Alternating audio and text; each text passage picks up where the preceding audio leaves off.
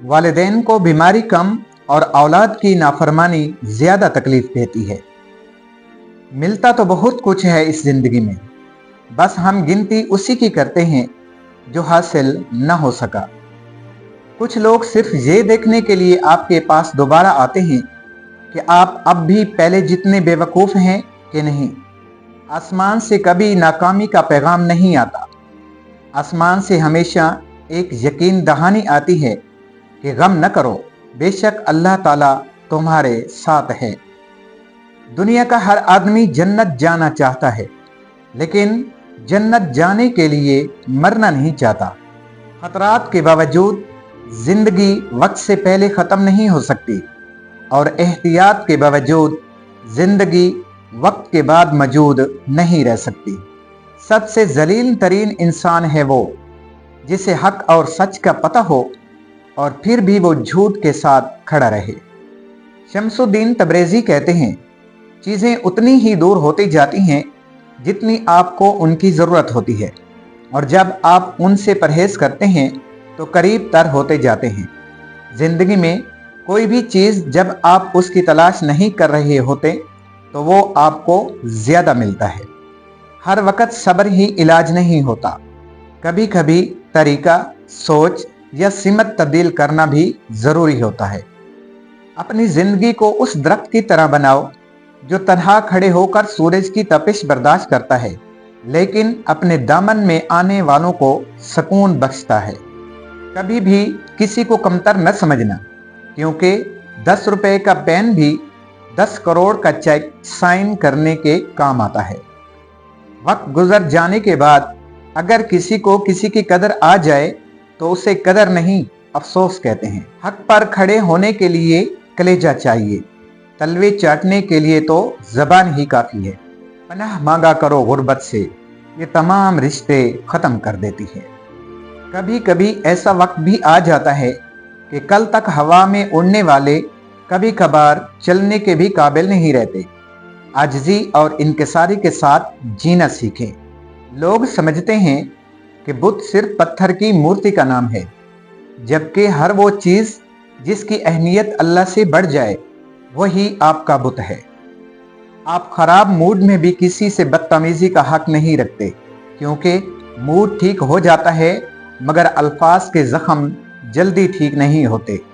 काम को बोझ समझने वालों का काम घटता और बोझ बढ़ता चला जाता है, जबकि शौक से काम करने वालों का काम बढ़ता और बोझ घटता चला जाता है।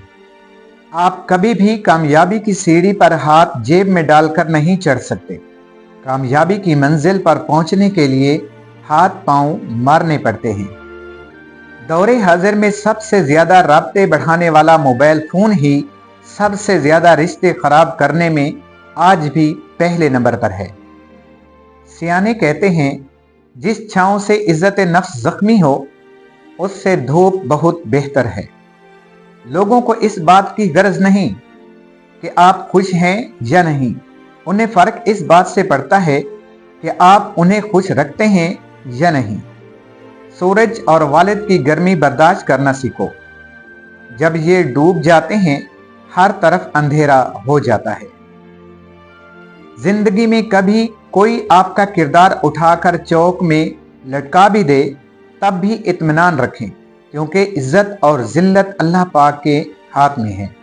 कुछ फैसले बिल्कुल खुदकुशी की तरह होते हैं, बहुत मुश्किल, शफाक, मायूस कुन, दिल शिकन और सख्त, मगर करने पड़ जाते हैं। रोशनी बस यूं ही नहीं होती, कुछ जलाना ज़रूर पड़ जाता है। सांप से न डरो, क्योंकि सांप सरेआम डसता है। उन कम ज़र्फ़ों और मुनाफ़िकों से डरो जो अपना बनकर डसते हैं। किसी ज़माने में एक दूसरे के कांटे निकाले जाते थे, अब एक दूसरे की राह में कांटे बिछाए जाते हैं। माँ बाप के नौकर बन जाओ, रब तुम्हें दुनिया का बादशाह बना देगा।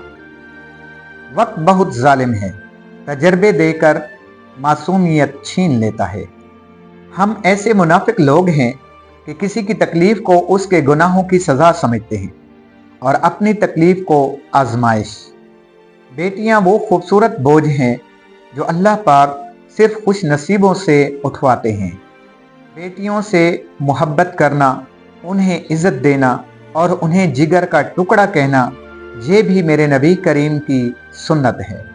हाल पूछ लेने से हाल ठीक नहीं हो जाता, बस एक तसल्ली सी हो जाती है कि इस दुनिया की भीड़ में कोई अपना भी है।